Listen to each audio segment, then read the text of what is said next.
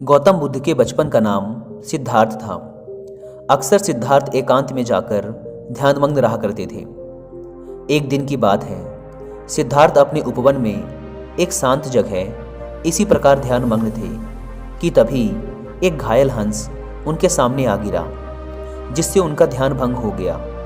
जब उन्होंने अपनी आंखें खोली तो देखा कि सामने एक सफ़ेद हंस तीर के वार से बुरी तरह घायल पड़ा तड़प रहा था। उसे देखते ही सिद्धार्थ का मन द्रवित हो उठा और उन्होंने उसे तुरंत उठा लिया। धीरे धीरे वे हंस को सहलाने लगे और फिर पास के सरोवर में जाकर उसका घाव धोकर उसके शरीर से धीरे से तीर को निकाला।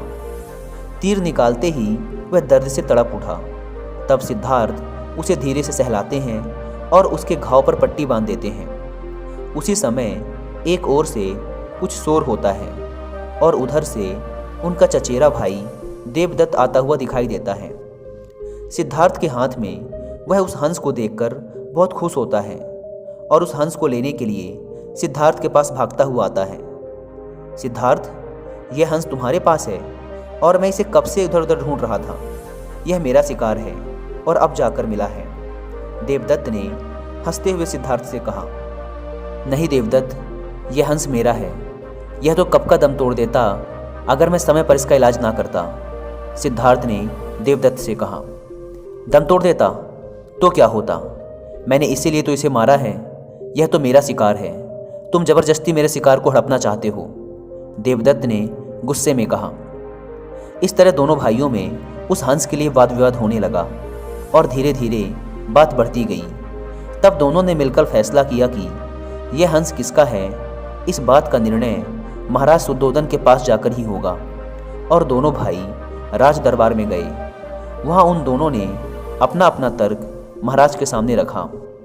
दोनों की बातों को ध्यान से सुनने के बाद महाराज शुद्धोधन विचार करके बोले, चूंकि यह हंस देवदत्त का शिकार है, इसलिए इस पर पहला अधिकार देखा जाए तो देवदत्त का है। परंतु सिद्धार्थ ने भी इस हंस की जान बचाई है, इसलिए उन दोनों के ही अधिकारों को नकारा नहीं जा सकता। राजा शुद्धोधन थोड़ी सोच में पड़ गए। तभी उनका एक मंत्री उठकर आता है और राजा के कान में कुछ बात कहता है। बात सुनने के बाद राजा शुद्धोधन ने हंस को सभा में लाने का आदेश दिया। सिद्धार्थ और देवदत्त को कुछ दूरी पर खड़ा किया गया और उन दोनों के बीचों बीच उस हंस को लाकर रख दिया गया। हंस ने देवदत्त की तरफ देखा तो थोड़ा सहम सा गया। फिर उसने अपनी गर्दन नीचे झुकाई और धीरे धीरे चलता हुआ सिद्धार्थ के पास जा पहुंचा। सिद्धार्थ के पास पहुंचकर उसने अपनी चोंच सिद्धार्थ के पैरों पर रख दी और फिर वहीं उसके पैरों के पास बैठ गया। यह देखकर सारी सभा दंग रह गई। इसके बाद राजा शुद्धोधन ने अपना निर्णय सुनाते हुए कहा, मारने वाले से बचाने वाला बड़ा होता है। इस हंस ने अपने असली मालिक को खुद चुना है, इसलिए ये हंस सिद्धार्थ का हुआ।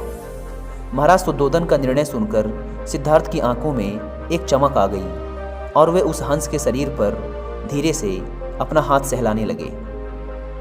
दोस्तों, इस कहानी में हमने देखा कि एक बेजुबान जानवर भी प्रेम की भाषा समझता है और ये एक चीज़ हम सब ने अपनी ज़िंदगी में एक्सपीरियंस कर रखी है। एक किसान के लिए उसके बैल उसके प्रेम को महसूस कर सकते हैं। हमारे पालतू कुत्ते बिल्ली भी हमारी आत्मिक प्रेम भावनाओं को समझते हैं, क्योंकि प्रेम एक एहसास है जिसे समझने के लिए किसी भाषा की ज़रूरत नहीं है, बल्कि इसे तो महसूस किया जा सकता है, जो कि हर एक जीवित प्राणी कर सकता है। इसलिए दोस्तों, हमें भी इन बेजुबान जानवरों के प्रति एक प्रेमपूर्ण नज़रिया रखना चाहिए। इनके प्रति हिंसक नहीं बनना चाहिए, क्योंकि इनके अंदर भी एक जान है और इन्हें भी दर्द होता है।